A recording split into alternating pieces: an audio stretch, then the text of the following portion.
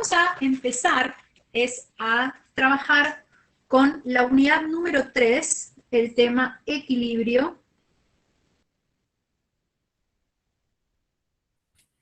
ácido-base.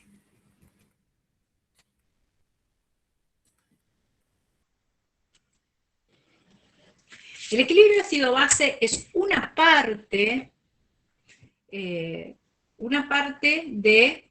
lo que es el equilibrio iónico. ¿Sí? Esta materia se dedica al estudio de los equilibrios iónicos. Entonces, para poder trabajar con equilibrio ácido-base específicamente,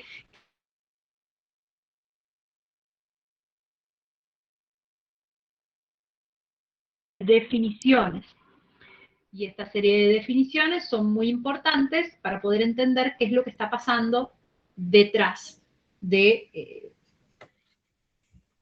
estos conceptos. Entonces,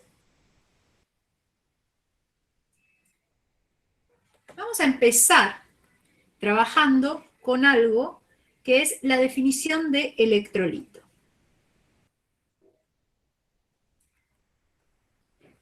Posiblemente ustedes han escuchado varias veces decir la palabra electrolito. ¿Lo escucharon antes el término?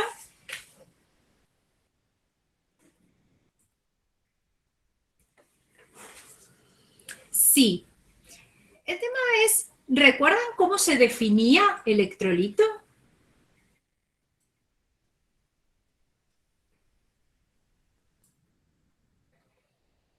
O sea, ¿qué es un electrolito? Porque me están diciendo fuertes y débiles, que eso habla más bien de una clasificación, ¿sí? Una sustancia que en agua se disocia, no exactamente, ¿sí? Un electrolito, y ahí comparten bien, un electrolito es una sustancia que al ser disuelta en agua permite la conducción de la corriente eléctrica. Y esta corriente eléctrica se va a conducir por medio de cargas. Con lo cual, cuando estamos hablando de un electrolito, estamos hablando de una sustancia que en solución acuosa se encuentra en forma de iones. ¿Sí?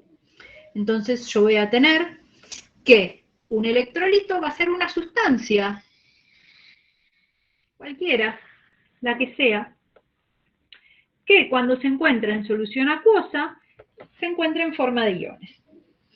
¿Y por qué lo decimos así, de esta manera genérica? Porque no necesariamente estamos hablando de compuestos iónicos. ¿Sí? Pensemos, por ejemplo, el ácido clorhídrico, el cloruro de hidrógeno en realidad, en forma gaseosa, cuando se disuelve en agua, se disocia formando iones. Y acá estamos hablando específicamente que hay una ruptura de este enlace covalente. Hay un enlace covalente entre el hidrógeno y el cloro, y ese enlace covalente se rompe, se escinde para formar iones. ¿Sí? Entonces, una solución de ácido clorhídrico va a ser capaz de conducir la corriente eléctrica porque dentro de ella va a haber iones. Es por ese motivo que el agua corriente de la canilla es conductora de la electricidad, mientras que el agua ultra purificada no conduce la electricidad. ¿Sí? El agua de la canilla contiene minerales, muchos de los cuales se encuentran en forma iónica. Y es por este motivo que es capaz de conducir la electricidad. ¿Sí? Me han seguido hasta aquí, pero estaría mintiendo.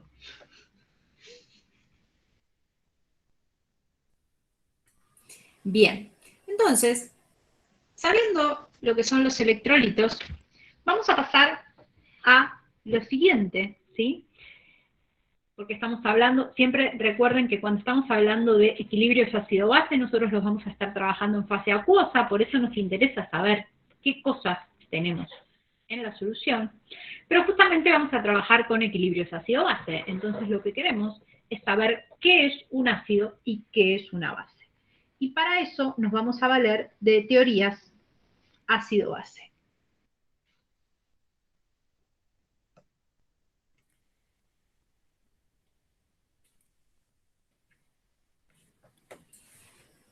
Sí, esencialmente cuando se forman acá, estamos viendo de que hay una ruptura de un enlace. O sea, puede ser covalente, un enlace covalente que se esté descindiendo, puede ser una unión iónica que se esté venciendo, pero hay una reacción. O sea, un electrolito es una sustancia que reacciona, ¿sí?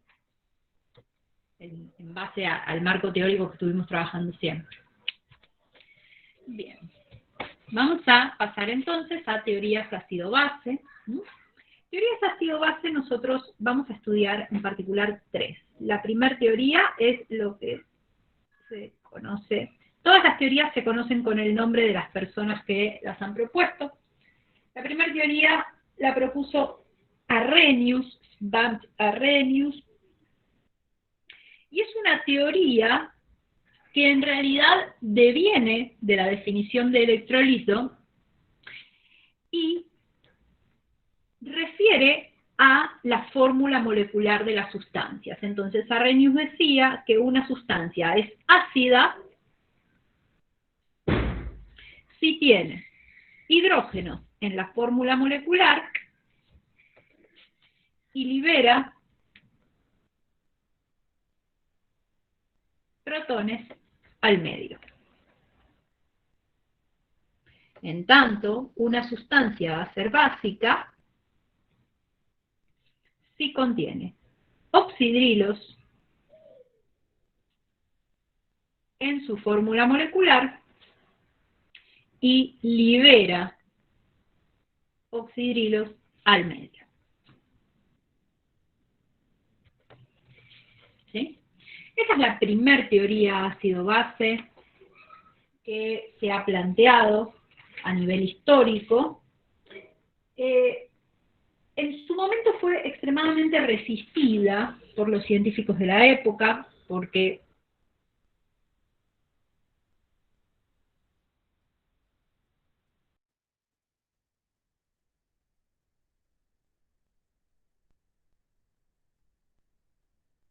esta clase de rupturas, ¿sí? El gran aporte, vuelvo de vuelta para los que se cortó, el gran aporte que hace Arrhenius, ¿sí? Es sostener esto.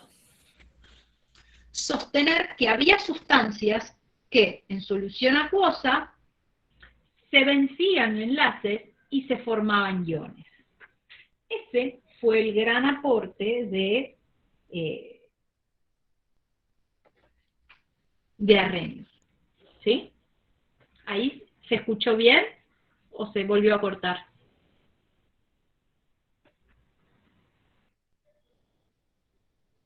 Bien. Entonces, Arrhenius define en base a la fórmula molecular de las sustancias y al que liberan, qué es un ácido y qué es una base. Entonces dice que el ácido va a ser aquella sustancia que tenga hidrógenos en su fórmula molecular y libera protones, la básica tiene oxidrilos en la fórmula molecular y libera oxidrilos. El tema es que había muchas sustancias de este estilo que no cumplían con esto que está planteando Arrhenius. Entonces, por ejemplo, el más conocido de todos los ejemplos que refutaron esta teoría, que fue el amoníaco. Porque el amoníaco tiene hidrógenos en su fórmula molecular, pero libera oxidrilos en solución acuosa.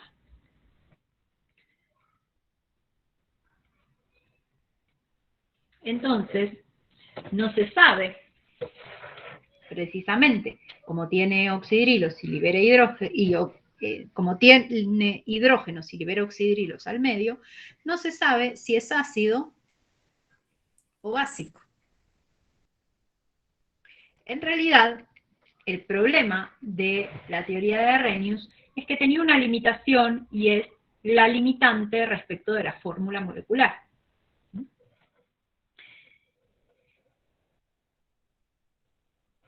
No obstante, el aporte histórico que hace Arrhenius es extremadamente importante, porque Arrhenius nos permite ya empezar a clasificar a las sustancias como ácidas o básicas. Y por eso mismo fue que terminó ganando el premio Nobel a principios del siglo XX. Ahora bien, como ocurre con todas las teorías que tienen limitaciones, esta teoría fue superada por dos teorías ácido-base. Y ambas las vamos a estudiar. La segunda teoría que vamos a estudiar es una teoría que se denomina Bronsted-Lowry.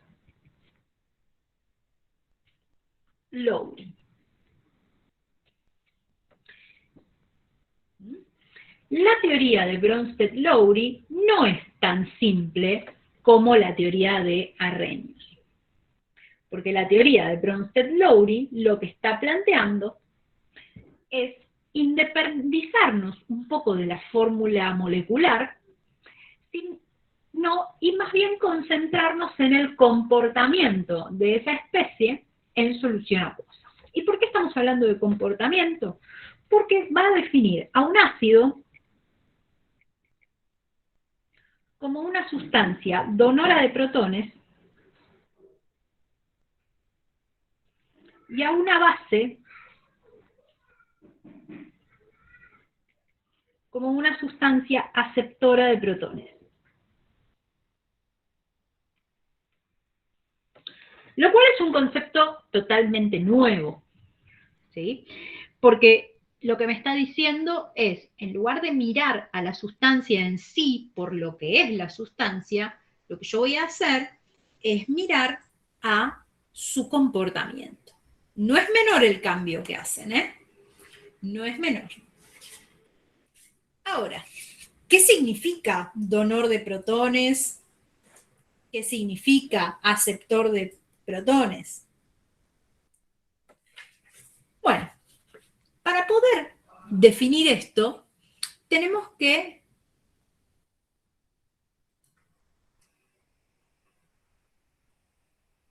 ¿cómo que se podría ver al revés? No, no, porque la base no dona oxidrilos, la base acepta protones. ¿Sí? El comportamiento no es donar oxidrilos exactamente. ¿Mm? Para poder entender qué es lo que pasa en el marco de esta teoría, lo que hay que ver es que un ácido solo va a existir en presencia de una base. ¿Por qué? Porque el ácido necesita donar, o sea, requiere donar protones, pero para donarlos por conservación de la masa, tan sencillo como eso, tiene que haber alguien que los reciba. ¿Sí? Entonces, Bronsted-Lowry plantea algo que para la química analítica es extremadamente importante, y es que un ácido solo va a existir en presencia de una base. Y no es menor este concepto, porque generó toda una revolución respecto de cómo mirar a un ácido, ¿sí? Esencialmente, lo que plantea es que un ácido, cualquiera, cuando reacciona, ¿sí?, lo que va a hacer es generar una base que se va a llamar base conjugada y va a donar un protón. Y al revés, si esta base conjugada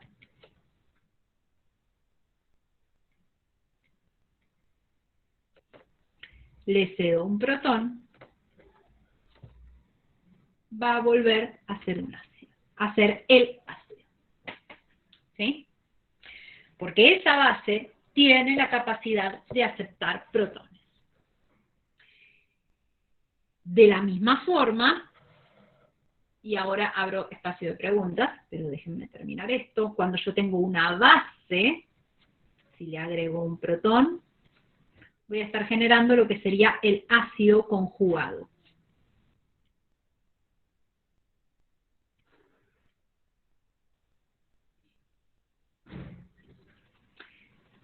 Y este ácido conjugado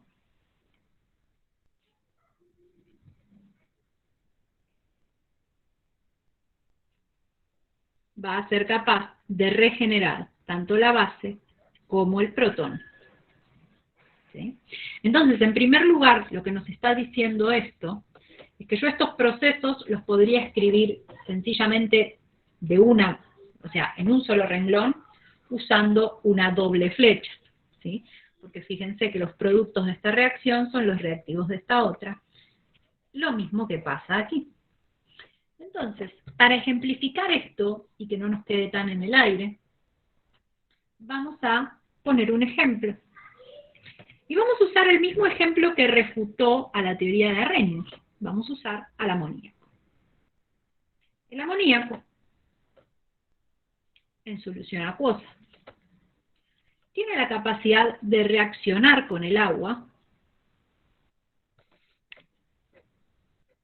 formando el ion amonio más el ion oxidrilo. ¿Sí? El amoníaco, en el marco de esta teoría, es una base. ¿Por qué es una base? Aceptora de protones. Miremos en quién se convierte. En amonio. ¿El amonio qué es? El amoníaco que aceptó un protón. El amonio es el ácido conjugado. Ahora bien, si existe una base, indefectiblemente va a reaccionar con un ácido. En este caso, el agua, en el marco de esta teoría, actúa como un ácido. Pero si es un ácido, también va a tener una base conjugada. ¿Y quién va a ser la base conjugada? El oxidrilo.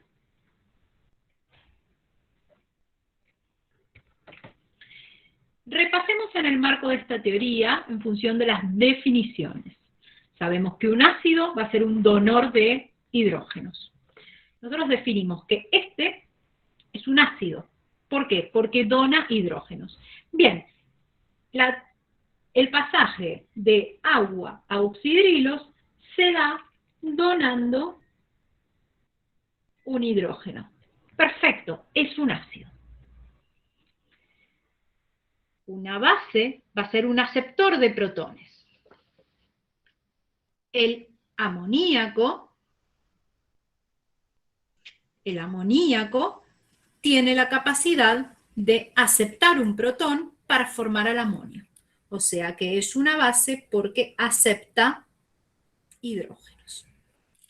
Con este mismo análisis, yo podría pensar al amonio y al oxidrilo. El oxidrilo, si desean volver a ser agua, el oxidrilo es una base porque acepta un protón y vuelve a ser agua. Y el amonio va a ser un ácido porque el amonio libera el protón y vuelve a ser amoníaco. ¿Sí? Yo no sé si esta teoría ácido-base la habían visto el año pasado.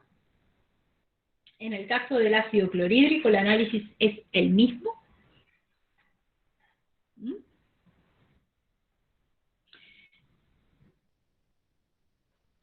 Pero lo relevante de esta teoría es que me permite definir algo que vamos a seguir estudiando a lo largo de esta materia, y es el par ácido-base conjugado. El par ácido-base conjugado es justamente el par de especies químicas que constituyen esta clase de sistemas. Entonces, para el ejemplo, un par ácido-base va a ser el amonio amoníaco y el otro va a ser agua oxidrilo. La notación de par ácido-base siempre es el ácido, la barra, la base. ¿Sí? A veces uno en estar apurado, en el estar apurado es como que esto pone primero la base, después el ácido. Esta es la notación formal. Aunque siempre puede haber diferencias. ¿Sí? Bien.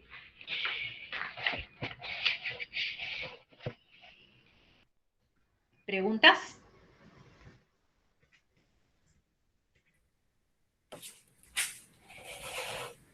¿No?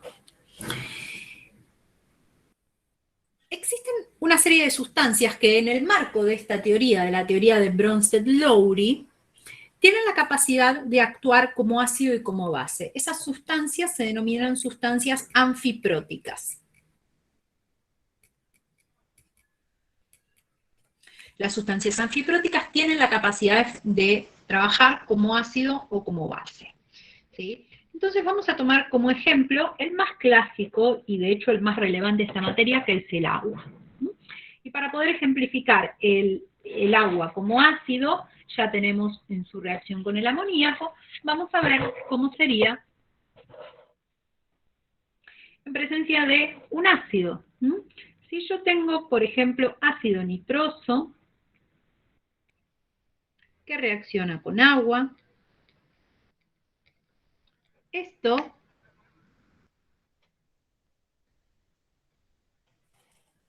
no sé a qué izquierda, porque la izquierda es esta.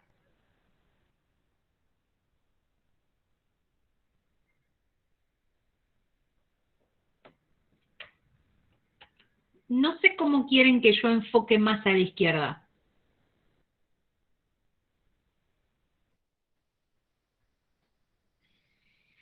¿Cómo se ve ahí? Si yo corro la hoja para acá,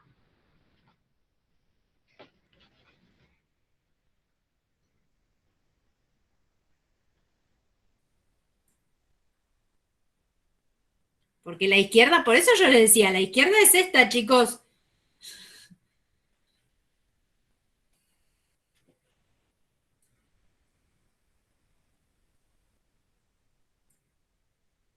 Que lo que tienen que hacer es cerrar el chat. O sea, ya mi izquierda, o sea, las izquierdas no cambian, ¿eh? Pero si no cierran el chat, va a haber una parte de la pantalla que lo van a tener cubierto por el chat. ¿Sí? Bien, entonces, volviendo a las especies anfipróticas, ¿sí? Dentro de los conceptos relevantes que nos trae esta teoría, una especie anfiprótica va a ser una especie que tenga la capacidad de actuar como ácido o como base, dependiendo quién sea la otra especie con la que reacciona. En el caso, por ejemplo, del ácido nitroso en solución acuosa, se va a formar el anión nitrito y se va a formar el catión hidróneo.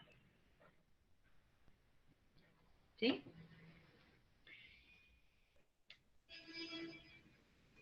Entonces, pensemos. El ácido nitroso pasa a nitrito, ¿sí? Y podemos decir que en el marco de esta teoría es un ácido porque cede protones, ¿sí? Dona protones, o sea que es un ácido, ¿sí? Este va a ser el ácido y el nitrito va a ser la base conjugada. ¿Está bien? Ahora, indefectiblemente, si hay un ácido, la otra sustancia va a ser la base. O sea que el agua, en este caso, va a actuar como base, captando, o sea, aceptando un protón. Fíjense, pasamos del agua al catión hidronio, estamos aceptando un protón, o sea que el agua acá actúa como base y el hidronio va a ser el ácido conjugado. Entonces, podemos verificar, comparando este ejemplo con el anterior, acá el agua actuaba como ácido, acá el agua actúa como base. O sea que dependiendo con quién se enfrente, el agua va a poder actuar de las dos maneras. Por eso se denomina sustancia anfiprótica. La mayoría de los solventes tienen esta capacidad de ser anfipróticos. ¿Sí? En el apunte van a encontrar, por ejemplo, el metanol, ¿sí? Que es un solvente orgánico, que tiene la capacidad de formar esta clase de especies. ¿Sí? No solo los solventes, más allá de que los solventes son la especie más importante que tiene carácter anfiprótico, también existen algunas sustancias inorgánicas que pueden actuar como sustancias anfipróticas. ¿Sí? Pero como cuestión relevante, el hecho de que sea anfiprótico permite algo más respecto de los solventes, y es que nos permite explicar un fenómeno que se denomina autoprotólisis de solvente, sobre el que vamos a volver ahora en un ratito. ¿Sí? Pero primero, antes de ir a eso, vamos a describir la tercera teoría ácido-base, que es la teoría propuesta por Lewis. Lewis es el mismo Lewis de la estructura de Lewis, fue un científico físico-químico muy prominente en su momento, y en el mismo año que Bronsted y Lowry publican, pero en Europa, su teoría ácido-base, Lewis publica su teoría, que es una teoría que es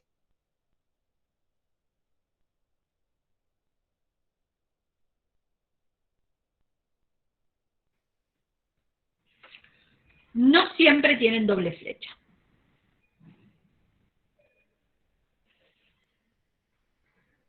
Bien, me estaban preguntando en principio si tienen doble flecha. No, no siempre tienen doble flecha.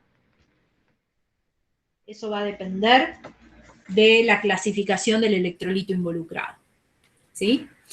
No sé dónde se trabó. Ahora volvió porque tengo todos los chats que han entrado, así que díganme dónde se trabó. Lewis. Lewis publicó su teoría, que en su momento se llamó teoría del par de electrones, al mismo tiempo que Bronsted y Lowry. La diferencia es que Lewis trabajaba en Estados Unidos y Bronsted y Lowry trabajaban en Europa. Y había un determinado tiempo de viaje, con lo cual las noticias no llegaban como ahora. Y debido a eso es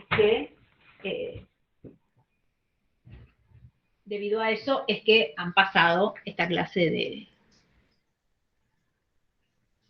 de cosas. Ya la dejé entrar. Denme un segundo.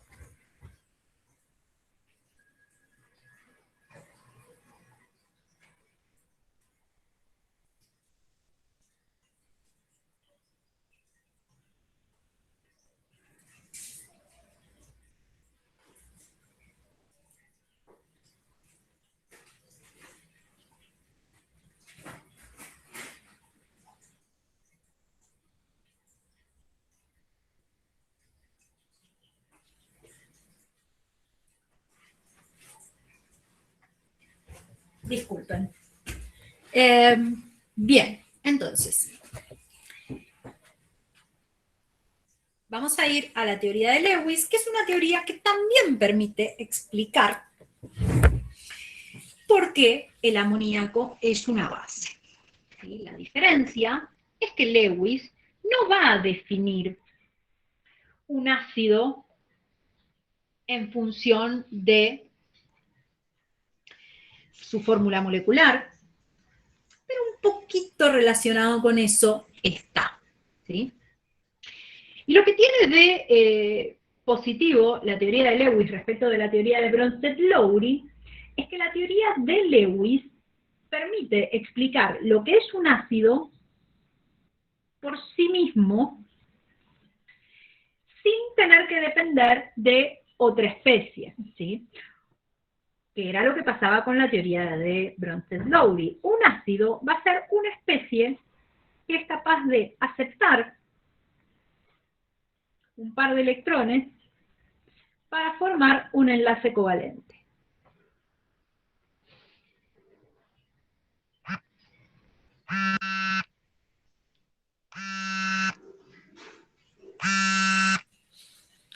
En tanto, una base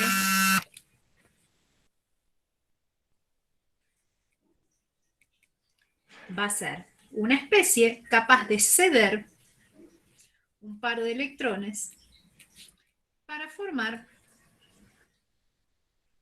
un enlace covalente. Fíjense que Lewis, que es justamente ese mismo de la estructura de Lewis, no se está fijando en la estructura molecular, ni tampoco está prediciendo el comportamiento combinándose con otra sustancia, sino que lo que está mirando es justamente la estructura de Lewis. Y vayamos al amoníaco. El amoníaco, la estructura de Lewis es esta.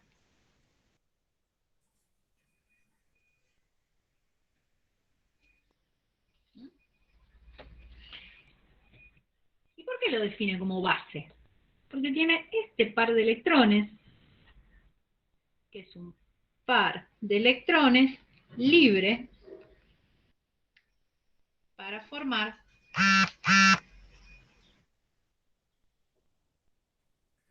un enlace covalente.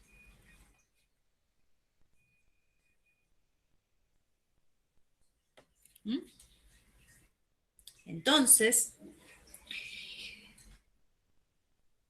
¿cuál es la relevancia de esta teoría y el aporte? Es que esta teoría me permite definir a un ácido o a una base en función de su estructura. Y esto es súper relevante. Y lo usamos un montón en química orgánica, porque en función de la estructura vamos a poder decir si una sustancia es ácida o básica. Sencillamente estudiando si hay pares de electrones libres o no. ¿Preguntas hasta acá, niños?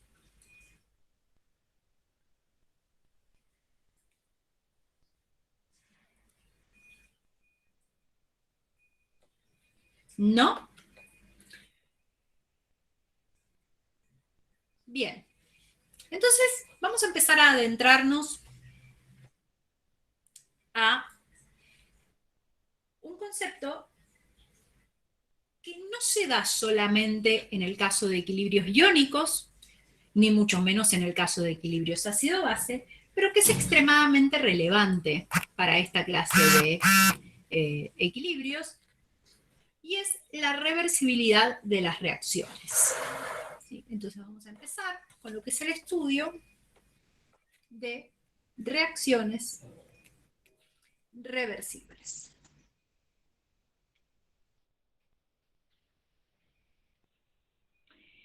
Y el hecho de que una reacción sea reversible, nosotros lo vamos a medir en función de las velocidades de reacción.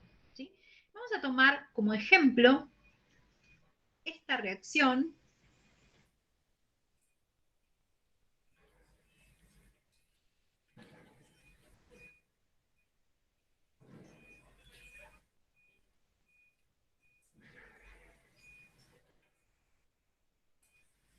lo voy a dejar con un signo de preguntas ahí a propósito. ¿Mm? Pensemos. ¿Sí? A temperatura ambiente, ¿esta reacción ocurre? ¿Ustedes qué piensan? a temperatura ambiente. ¿Ocurre o no ocurre esta reacción?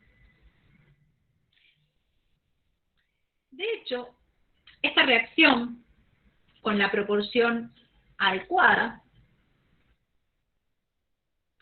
y siendo mediado por un iniciador. ¿Qué significa un iniciador? Tengo que poner una chispa acá para que estos dos reaccionen.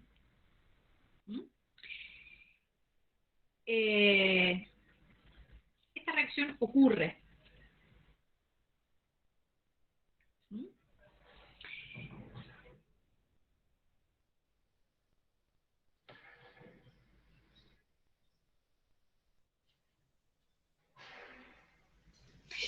Hidróneos no tienen nada que ver acá, porque para hablar de hidróneos tendríamos que hablar de medio líquido. Yo en ningún momento señalé que había medio líquido o acuoso en especial, ¿sí?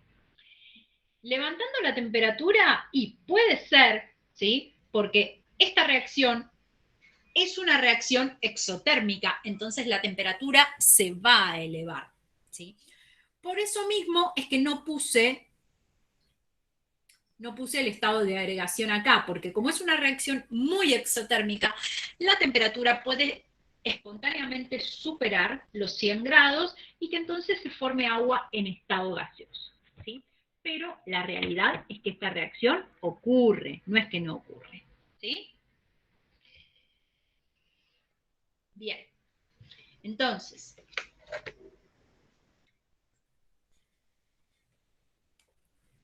fíjense el detalle. ¿Ocurre? Sí, la flecha para allá. El tema es, la inversa. ¿Ocurre? ¿Ustedes qué opinan respecto de la reacción inversa?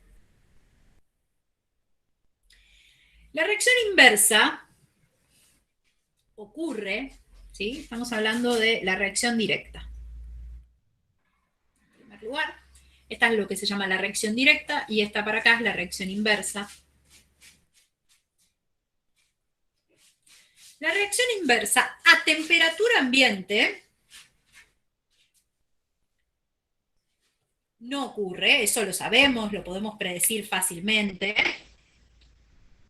¿Sí? No necesitamos.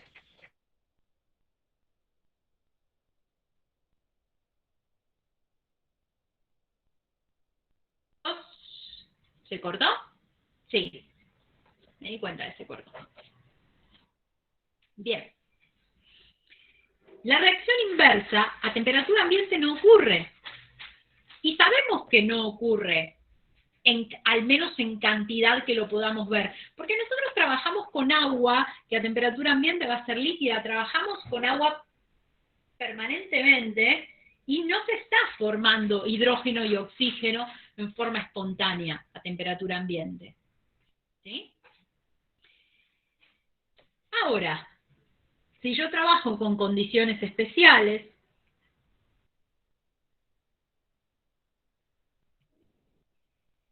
por ejemplo, temperatura muy alta y muy alta,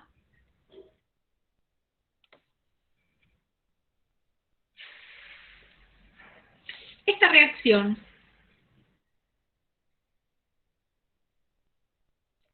sí ocurre. ¿Sí? Ahora, esta reacción, podemos decir que esta reacción es reversible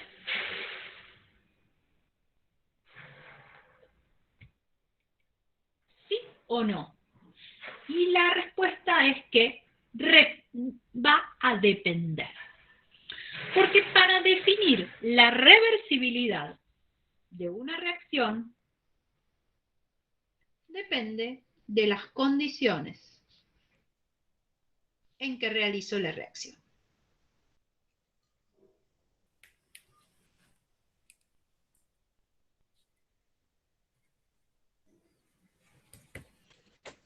¿Sí? La reversibilidad de una reacción va a depender estrictamente de las condiciones en que se realizan las reacciones. ¿Y por qué depende de las condiciones? Porque la reversibilidad de las reacciones es un aspecto termodinámico de los sistemas materiales. Y como todo aspecto termodinámico, va a ser dependiente de las condiciones. ¿Sí? Va a haber reacciones que en ciertas condiciones ocurran de determinada manera, pero cuando cambian las condiciones ocurren de otra. ¿Sí? Y les voy a poner otro ejemplo. Por ejemplo, hidrógeno más nitrógeno no da amoníaco a temperatura ambiente. Sin embargo, el proceso industrial de fabricación del amoníaco es la reacción entre hidrógeno y nitrógeno, gaseosos, ambos. ¿Y por qué? Ese es el proceso industrial, que tiene nombre, se denomina proceso Haber-Bosch, porque se utilizan condiciones especiales para que esa reacción ocurra. ¿Sí? Entonces, resumiendo, una reacción va a ser considerada reversible cuando tanto la reacción directa como inversa tengan velocidades medibles. Porque yo digo que una reacción ocurre, y si una reacción ocurre, significa que voy a poder definir a qué velocidad ocurre. ¿Cuándo?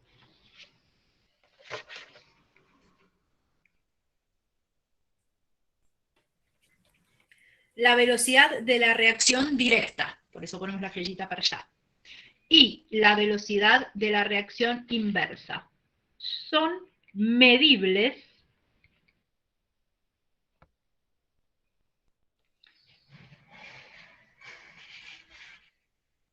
en ciertas condiciones.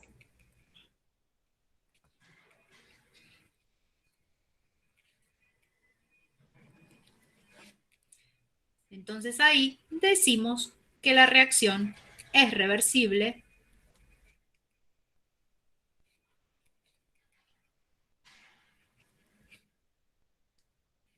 en esas condiciones, no en otras, sino en las condiciones en las cuales pude medir la velocidad. ¿Sí?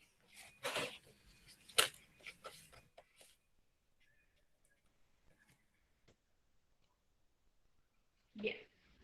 ¿Preguntas, niños?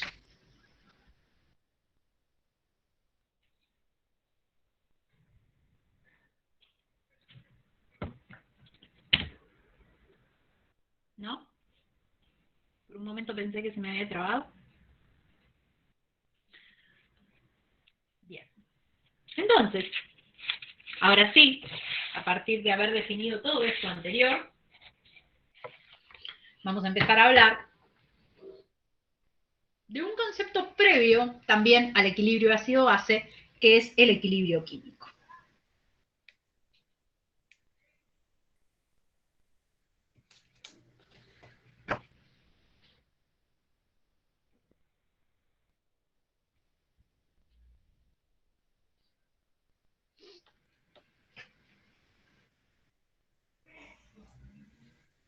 El equilibrio químico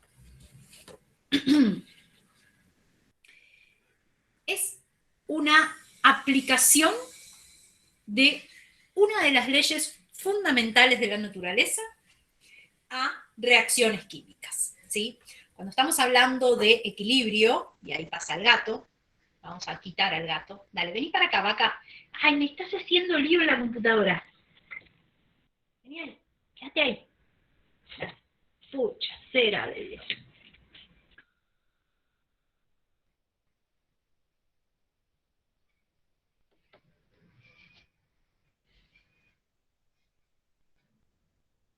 Si yo supiera qué tocó. Bueno, en fin. Cuando estamos hablando de equilibrio químico, estamos hablando de aplicar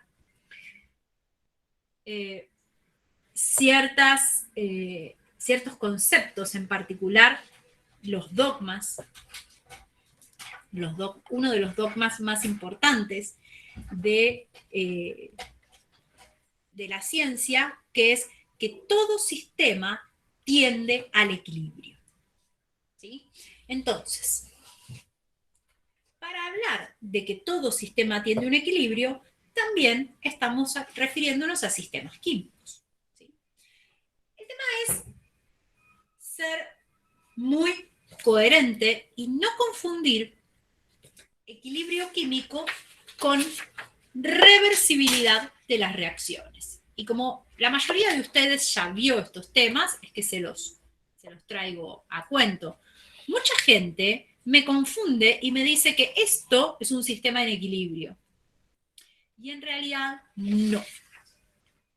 Un sistema que está en equilibrio es un sistema que es estable en el tiempo. ¿Sí? Entonces, vamos a trabajar un poquito más con esto de sistema estable en el tiempo.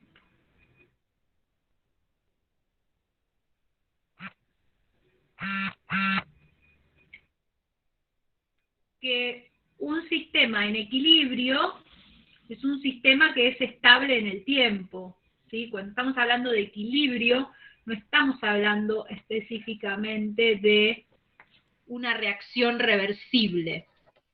¿Sí? Les juro que no toqué nada, porque el gato pisó la computadora y el sonido sale del celular. ¿Mm? Bien, ¿se entendió hasta ahí? ¿Sí? ¿No? Díganme.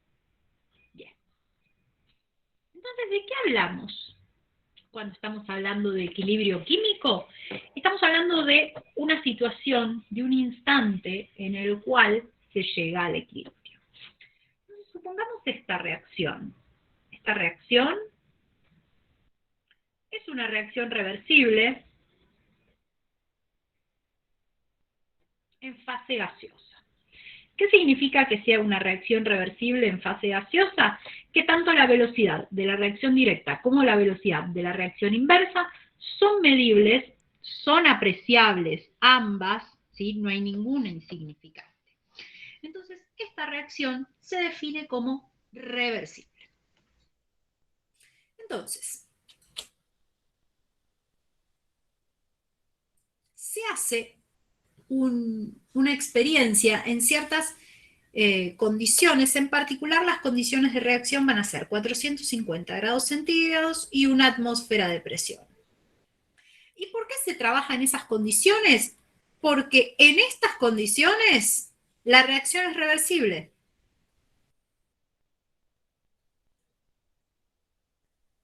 ¿Sí? Acuérdense que nosotros habíamos definido que una reacción es reversible si las velocidades son medibles en ciertas condiciones. Vamos a decir que la reacción es reversible en estas condiciones. Entonces, se sabe que esta reacción a 450 grados y una atmósfera es reversible. Entonces, el tema es ver en qué situación este sistema llega al equilibrio.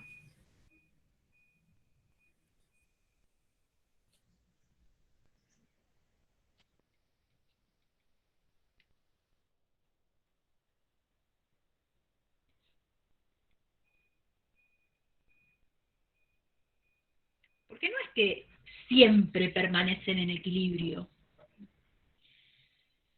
Entonces vamos a empezar.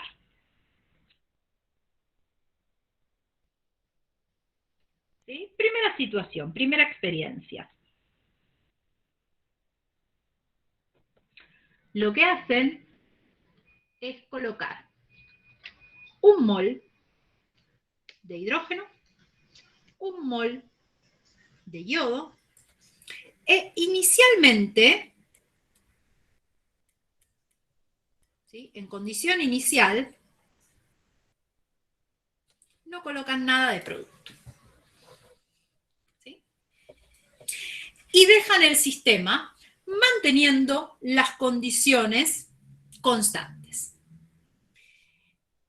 dentro de esas condiciones también se mantiene el volumen, ¿sí? Acuérdense que los gases son dependientes del volumen porque siempre van a tender a ocupar la mayor parte del volumen posible.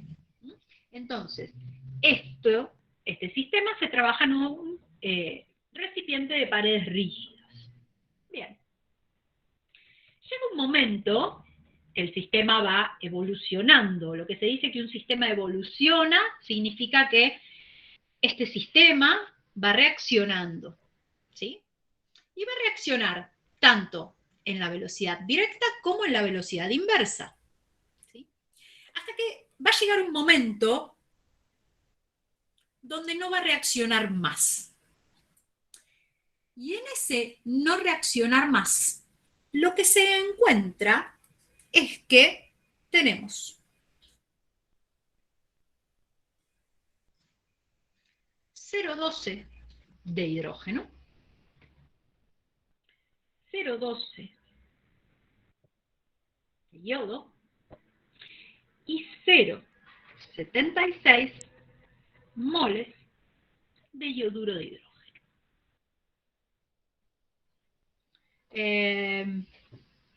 Perdón, que acá hice algo mal. Voy a corregir esto que sea 0,5 moles. Ahí va. Porque si no las masas no se me conservaban. ¿Sí? En lo inicial tengo 1 mol de reactivos totales.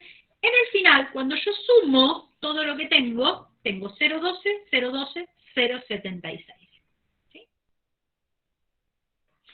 Y esto, yo puedo estar tentada a decir que habla del rendimiento de la reacción. ¿Y por qué podría estar tentada a decir que habla del rendimiento de la reacción?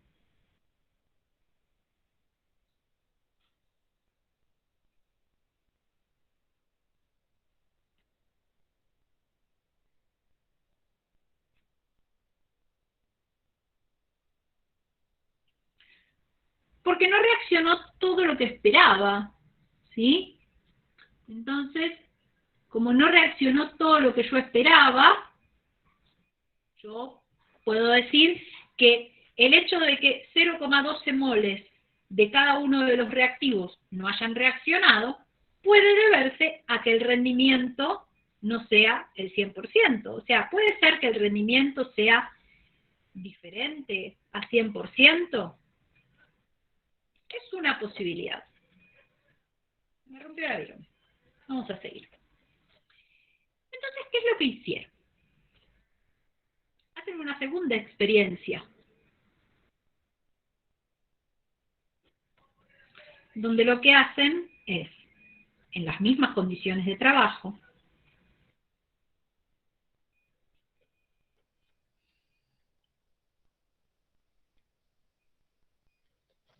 ponen 1 mol de producto y ningún mol de ninguno de los reactivos. Dejan el sistema que evolucione de la misma forma que se hizo antes, y a lo que se llega es que cuando transcurre el mismo tiempo que transcurrió acá, tenemos 0,12 moles de hidrógeno, 0,12 moles de yodo y 0,76 moles de yoduro de hidrógeno. o sea que partiendo de productos, el sistema evoluciona de la misma manera que partiendo de reactivos. ¿Sí? Fíjense que tanto en una evolución como en otra, siempre llegamos al mismo punto.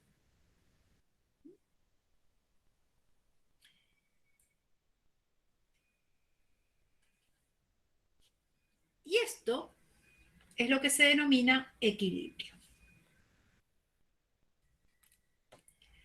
La condición de equilibrio es una condición, es un momento en el cual la proporción de componentes del sistema, medida tanto en relación de productos como de reactivos, es constante. ¿Sí? Pero es una situación el hablar de equilibrio químico. Yo podría hablar de equilibrio químico en otra clase de condiciones. Supongamos que yo tengo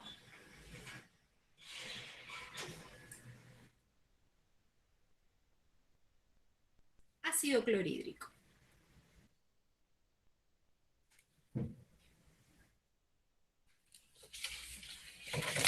En medio acuoso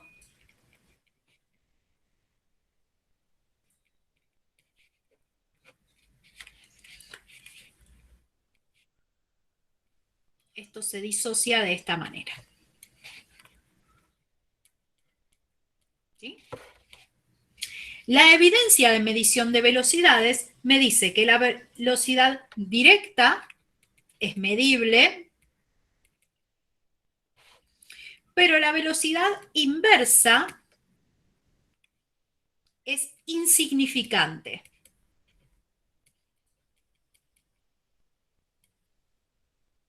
¿Qué significa esto? Que la reacción no es reversible.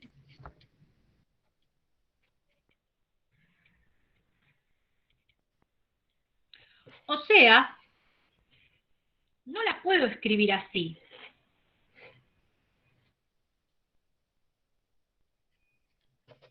Lo tengo que escribir de otra manera.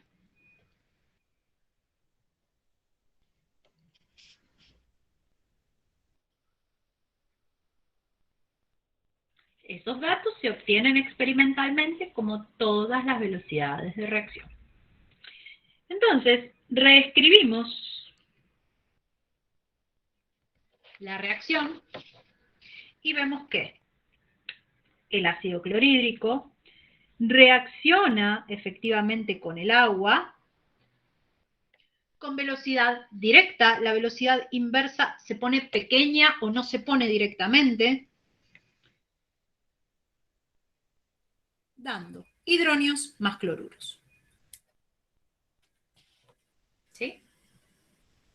La reacción no es reversible. Ahora, ¿el sistema evoluciona a un equilibrio? Sí, porque si yo agrego en el instante inicial un mol con cantidad suficiente de agua y no tengo nada, en el equilibrio lo que va a ocurrir, como no tengo reacción inversa, acá no tengo nada y voy a tener un mol de cada uno de ellos. ¿Sí? Entonces, ¿qué es lo que significa el concepto de equilibrio? El concepto de equilibrio está relacionado con la estabilidad del sistema en el tiempo. ¿Sí? Y en particular se define como una proporción. ¿Sí? O sea que el sistema, por ejemplo este que habíamos planteado, independientemente de cuánto yo tenga,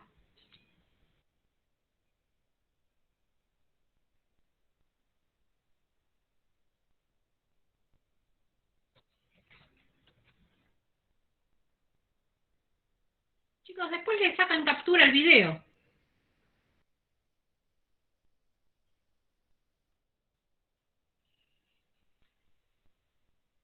¿Sí?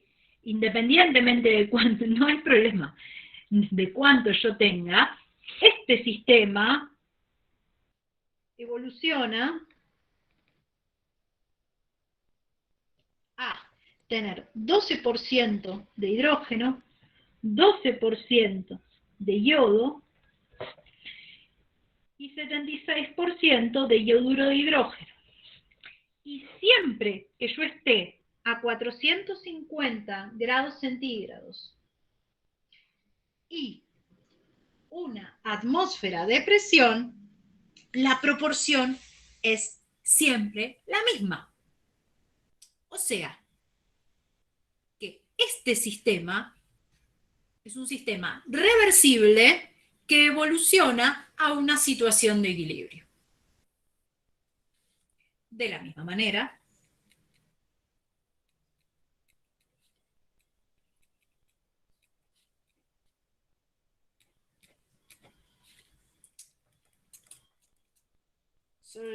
Solo va chiquitita esa, ¿eh?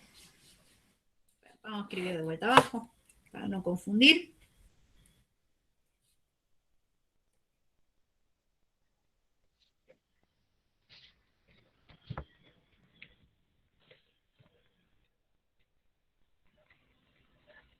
De la misma manera, este sistema siempre va a evolucionar a tener 100% como cloruro. Y en particular, esto es a temperatura y presión ambiente. O sea, que este sistema es irreversible y evoluciona a una situación de equilibrio. ¿Sí? Entonces, cuando estamos hablando de equilibrio químico, y vuelvo a poner la hoja anterior, cuando estamos hablando de equilibrio químico, de lo que estamos hablando es de una situación en particular donde vemos constancia en la composición del sistema. ¿Y qué significa constancia en la composición del sistema? Puede significar un montón de cosas, pero fundamentalmente lo que significa es que esa condición es estable a nivel termodinámico.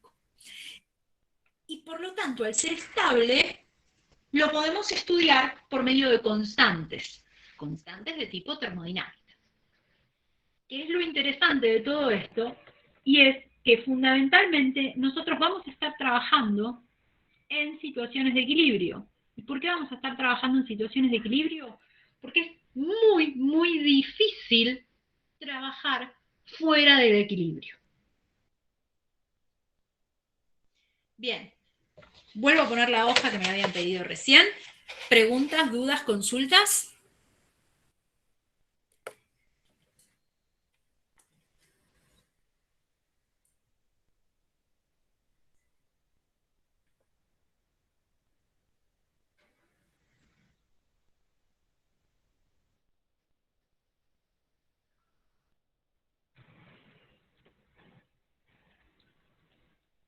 Pero eso es en reacciones reversibles, lo de las velocidades. Bien, las velocidades, cuando nosotros tenemos una reacción para que sea reversible, ambas velocidades, tanto de la reacción directa como de la reacción inversa, las tengo que poder medir, ¿sí? Porque si una es insignificante, como pasa acá, me está diciendo que la reacción es irreversible, ¿sí? Por eso nosotros estudiamos cinética primero, para poder definir cómo eran las velocidades de reacción. Entonces, cuando nosotros estamos hablando de reacciones reversibles, estamos hablando de reacciones en las cuales yo puedo medir la velocidad de la reacción. ¿Sí? Que no siempre la puedo medir, ¿eh? Cuando no es posible medirla, entonces significa que en uno de los dos sentidos la reacción no ocurre.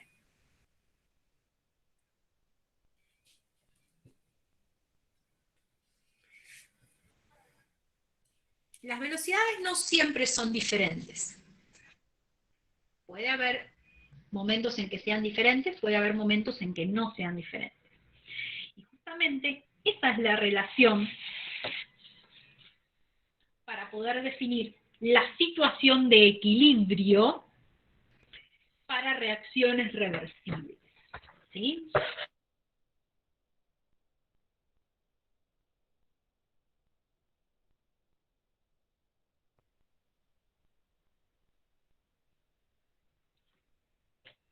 La condición de equilibrio, ¿sí?,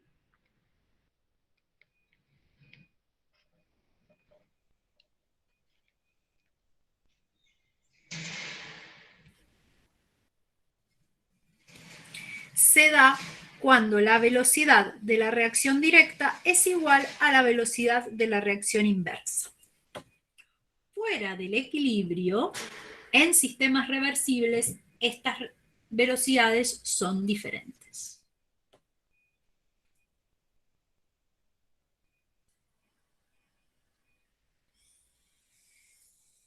¿Sí?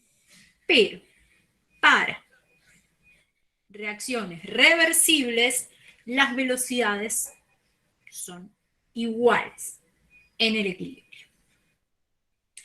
Y justamente de estas velocidades iguales es que se valieron dos científicos, Gullberg y Bagge, para definir lo que era una constante para este sistema termodinámico.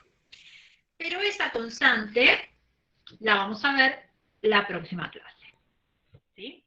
Lo que vamos a hacer hoy como último concepto es clasificar a los electrolitos, porque nosotros habíamos llegado a definirlo, trabajamos varias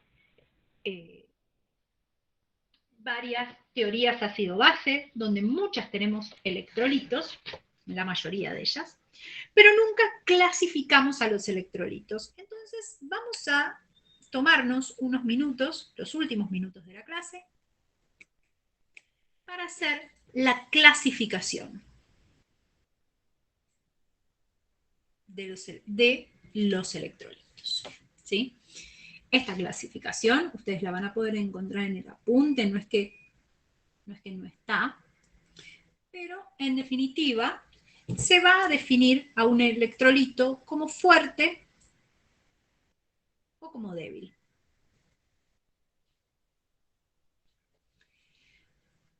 Y tiene en cierta forma relación con todo lo que estuvimos hablando antes. Un electrolito fuerte es aquel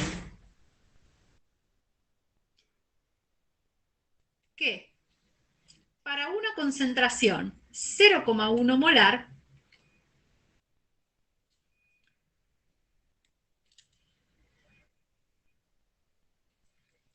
se disocia a efectos prácticos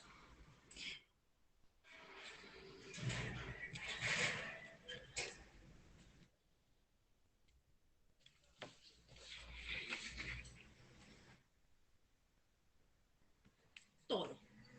¿Sí? ¿Y por qué decimos prácticamente todo? Por el mismo motivo en el cual yo acá les dije que la velocidad de la reacción inversa era insignificante. Yo no puedo decir que es cero, pero sí puedo decir que no lo puedo medir. ¿Sí? Entonces, un electrolito fuerte va a ser aquel que se disocia prácticamente todo. ¿Y cuál es la relación con las leyes de velocidad? Que un electrolito fuerte va a ser aquel que insignificante. ¿Sí? Y es tan pequeña que no la puedo medir. ¿Sí? Este es el caso. ¿Sí? En tanto, un electrolito va a ser débil cuando en solución 0,1 molar no se disocia completamente, o lo que es lo mismo, puedo medir la concentración de los reactivos.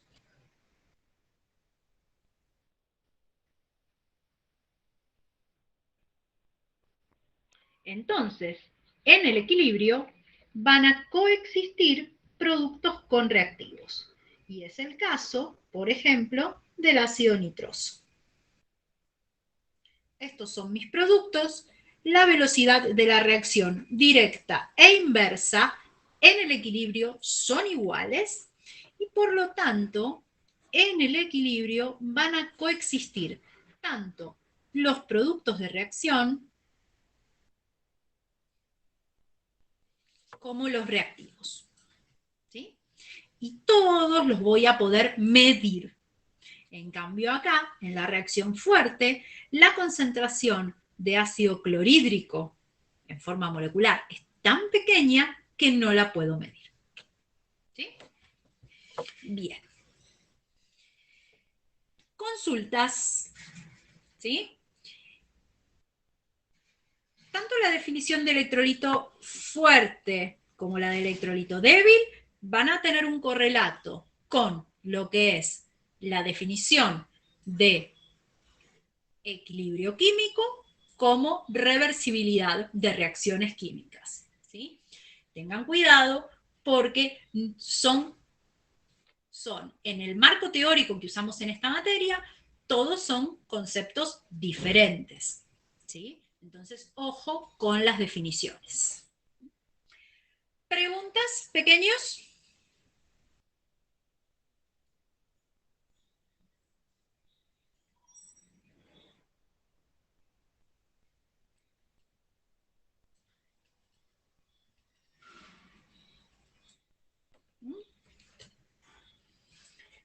Muy bien. Si no hay preguntas, vamos a detener la grabación.